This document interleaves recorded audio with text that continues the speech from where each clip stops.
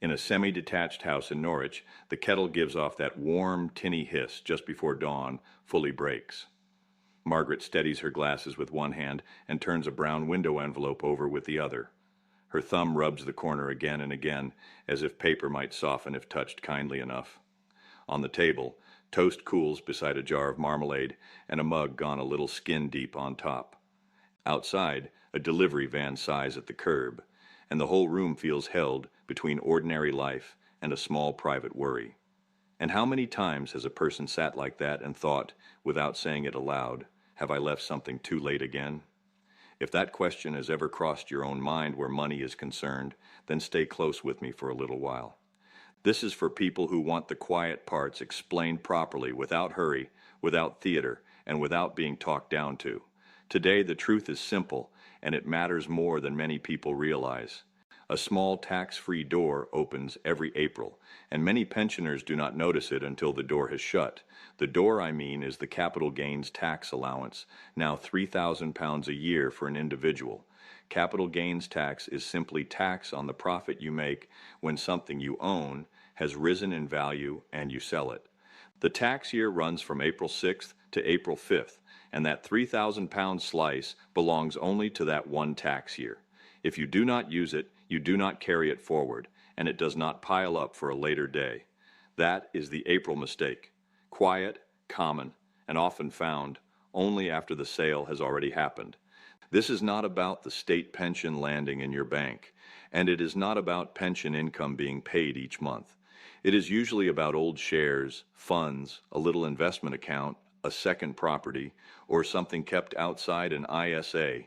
An ISA is a tax-sheltered savings or investment account where gains are normally protected from this tax. But plenty of older people still hold assets from years ago in ordinary accounts, paper certificates, or plans set up long before rules changed. When those assets are sold in one rush, the tax-free chance from earlier Aprils is gone, and the bill can be larger than it needed to be. Dorothy is 68 and lives in Worcester in the same red brick terrace where she and her late husband raised 2 sons. In the cupboard above the plate sits a blue biscuit tin, and in that tin are share certificates from old building society changes and privatizations. She does not think of them as investments. She thinks of them as bits of paper that survived house moves, funerals, and the clear-outs of other people's homes. One wet Tuesday in April, the boiler starts making a knocking sound, and the engineer says the whole thing is near the end. That evening, Dorothy opens the tin at the kitchen table and decides it may be time to sell the lot and pay for warmth in one clean movement. The trouble is not that Dorothy has done anything reckless. The trouble is that she has waited through several tax years without knowing she had choices. The shares have risen over time, not wildly, but enough to matter, and the profit on selling them is well above that £3,000 tax-free slice. If some had been sold in one April and some in the next, more of the gain could have been covered without drama. If a little had been sold and moved into an ISA each year, a common step often called bed and ISA, more of the future growth could have been sheltered too.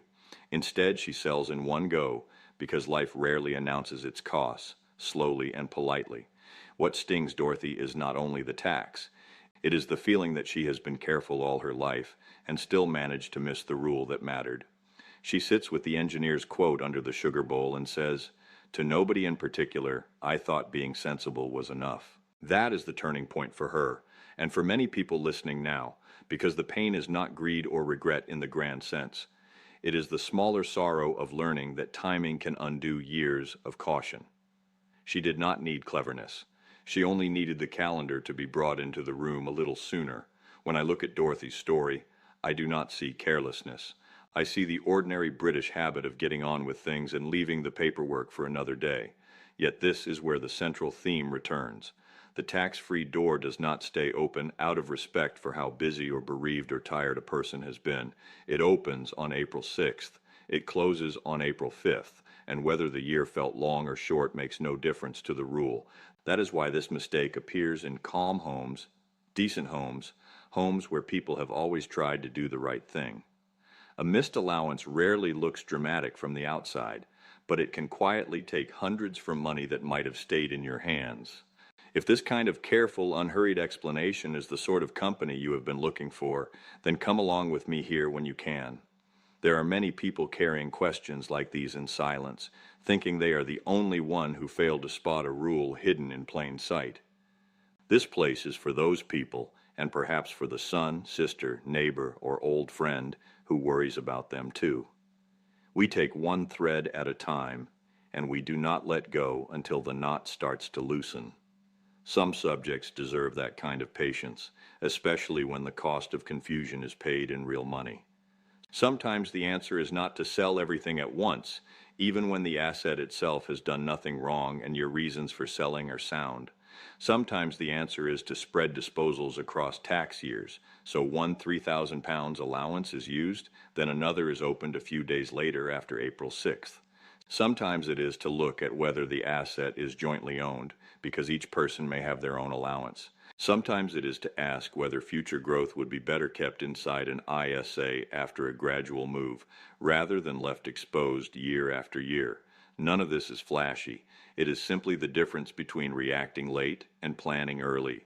Alan is 72 and lives in Sunderland, in a bungalow with a narrow hall and a calendar covered in dentist dates, birthdays, and bin days. On the shelf by the back door sits a jar of loose change and 2 sets of keys, one for him and one for Jean, his wife of 46 years. Years ago, Alan bought a fund in his own name after a redundancy payment, and because it was always his money, he never thought much about whose name sat on the paperwork. By the time he decides to sell part of it to help a granddaughter with a house deposit, the gain is larger than he expected. Jean, meanwhile, has little in her own name beyond savings interest and the usual household accounts. What Alan does not know at first is that transfers between spouses or civil partners are often possible without an immediate capital gains tax charge. In plain terms, assets can often be passed between husband and wife before sale, so 2 allowances may be used instead of 1 if it is done properly. Had part of that fund been moved into Jean's name before the sale, 2 £3,000 tax-free slices could have stood there instead of 1. The money would still have helped the granddaughter. The difference is that less of it might have gone to tax. Alan learns this not from a glossy brochure or a clever advert, but from a patient conversation after the fact when the sale is already done. His face does not fall because he resents helping family. He would help them again tomorrow. It falls because he realizes how easily couples drift into one-name ownership and never revisit it. Jean reaches for the calendar, not because dates will fix the past, but because writing things down is how she steadies herself when news lands heavily. She puts a ring around the next April and says, "We are not doing this blind again." That is their turning point, quiet and firm, as if a light has been switched on in a room they have crossed for years without seeing the corners. The money lesson arrives wrapped in something more tender, which is the wish not to waste what a family spent decades building. Alan and Jean remind me that tax planning, at its best, is not trickery. It is often just proper housekeeping between 2 people whose finances have grown lopsided over time. Many couples divide chores without ever dividing assets in ways that make later sense. One name goes on the forms and the years roll by. Then a sale comes, perhaps for care costs, home repairs, gifts to children, or simply because life has entered a leaner phase. And once again the central theme returns. A tax-free door may have been there, but no one walked through it because no one looked at the hinges. That is why April matters. It is not magic. It is just the point where yesterday's missed chance becomes this year's new one. If you are married or in a civil partnership, and you hold investments outside an ISA, it can be worth checking whose name sits on what before any sale is made. The rule is not a promise that every transfer is right or every tax bill disappears, but it is often one of the plainest missed openings. Records matter here. Dates matter. What you paid originally matters. And if paper certificates or old contract notes are tucked away in drawers, now is better than later. The same goes for anyone who has been widowed or is sorting old accounts that were never fully modernized. Money often becomes expensive not when people are careless, but when they are forced to act quickly with half the facts still buried in the house. Mina is 61 and lives in Leicester, still working 3 days a week at a school office, not yet retired but close enough to hear it in her own thoughts. By the kettle, she keeps a neat folder with pension notes, ISA statements, and one page headed next April in careful black ink. Years ago, her father left her a modest share portfolio outside any protected account, and for a long time she ignored it because work, family, and caring for her mother took the front seats. When the market rose, friends told her to cash it all in and be done with it, but something in her resisted the rush. She wanted not only the money, but the feeling that she had handled it with the steadiness her father admired. So Mina sat down in March with her figures and saw that the gain was larger than one allowance, but not impossible to manage with time. She sold enough before April 5th to use one tax-free slice, then waited for the new tax year to open and sold another part after April 6th. Some of the proceeds went straight into her stocks and shares ISA, which is simply an investment ISA where future gains are usually sheltered from this tax. The move did not make her rich overnight, and it did not produce a dramatic story for anyone else to boast about. But it changed the shape of the years ahead, because growth that might once have sat exposed was now tucked somewhere safer. The turning point for Mina comes on a bright Saturday when she closes the folder and realizes she feels lighter, not because she beat the system, but because she finally understood it. There is a deep relief in seeing a rule clearly enough to act on it before the deadline passes. She had spent years thinking good money sense belonged to louder people, people with phrases ready to hand and no fear of forms. Instead, she found that calm attention was enough. A pen, a date, a few questions, and the willingness not to leave April until April had already gone. That kind of confidence grows quietly, but once it arrives, it alters more than one decision. I often think Mina's story is the one many viewers need most, because it shows that this subject does not belong only to the wealthy or the fully retired. It belongs to anyone over 55 who has built bits and pieces across a life and now wants those bits and pieces to work together properly. The central theme holds again. A small door is of no use if you only notice it after the corridor is dark. Planning around April can mean using this year's allowance, next year's allowance, and sheltering future growth inside an ISA rather than leaving it exposed by habit. Quiet planning rarely feels exciting in the moment, but it can leave real money behind for the life you are actually living. There's another part people miss, and that is reporting. Even if your gain comes in under the £3,000 allowance, paperwork may still matter in some cases. If you already complete self-assessment, which is the yearly tax return some people file with HMRC, the tax office, your gains may need reporting if the total sale proceeds are high enough. At present, sales above £50,000 can matter for reporting even where the taxable gain itself is not above the allowance.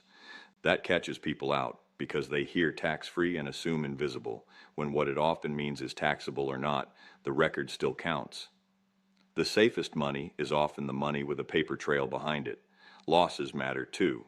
If one asset has gone down and another has gone up, allowable losses can often reduce the gain that is taxed, but they need to be identified and kept properly. And once a gain does rise above that annual £3,000, the tax can bite at rates that are no longer trivial, often 18% or 24% depending on income and the size of the gain. That is why a missed allowance is not just a tidy little admin error. It can become a real transfer of money out of your plans and into a bill. None of this means never sell. It means sell with your eyes open, with dates in view, and with a pause before you sign. April is not the whole answer, but for many people, it is the place where the answer begins. Trevor is 75 and lives in Exeter, where the front room still holds a suitcase by the armchair from a holiday canceled when his hip began to trouble him. On the mantelpiece is a photograph of a small flat in Torquay that he once let out for extra income after his wife died. The tenants have gone. The stairs are too much. The repairs are too much. He decides, sensibly enough, that the flat should be sold and the money made simpler. What he does not realize is that years of delay, patchy records, and one earlier investment loss he never reported have left him in a fog thicker than the financial part alone. By the time the sale is moving, he feels less like an owner making a choice and more like a man being chased down a corridor. Trevor's mistake is not exactly the same as Dorothy's or Alan's, but it rhymes with them. He assumes the hard part is selling the property at all. In fact, the hard part is often preparing early enough to know the gain, find the records, remember costs that may count, and see whether past losses can help. He had once sold another asset at a loss and pushed the letter aside because he could not bear one more form after the funeral months. Years later, that forgotten loss still mattered, but only because someone finally drew it back into view. When he understands that, he does not feel foolish. He feels tired and then slowly, unexpectedly, relieved. The emotional turning point comes when Trevor stops apologizing for not being on top of everything and starts telling the whole story straight through. The flat, the repairs, the loss years ago, the unopened envelopes, the ache in his hip, the simple fact that grief had turned admin into a wall. Once the facts are all on the table, the money side becomes less monstrous. Not easy, but smaller, more human, something that can be dealt with piece by piece. That is often what financial protection looks like in real life. Not brilliance, not speed, just getting the truth into daylight before the deadline passes. And again, the same theme stands there, patient and unchanged.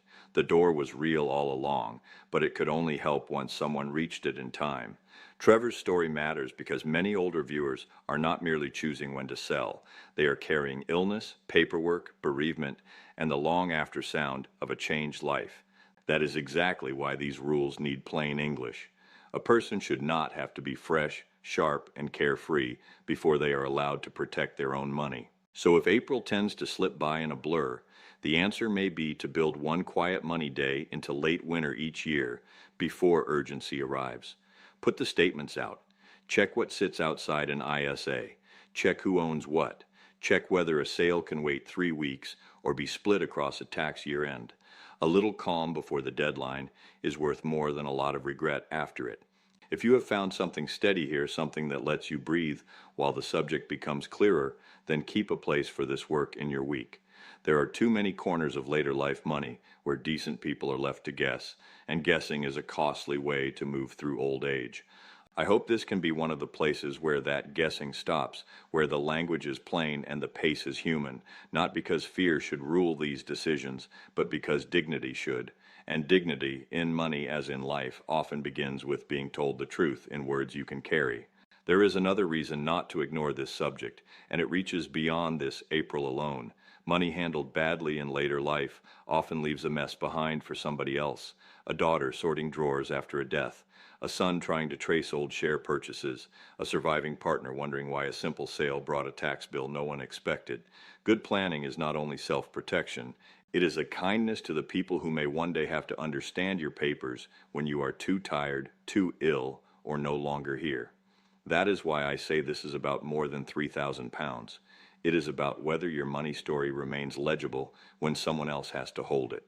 Clear records, timely sales, and sheltered accounts are not just efficient, they are merciful.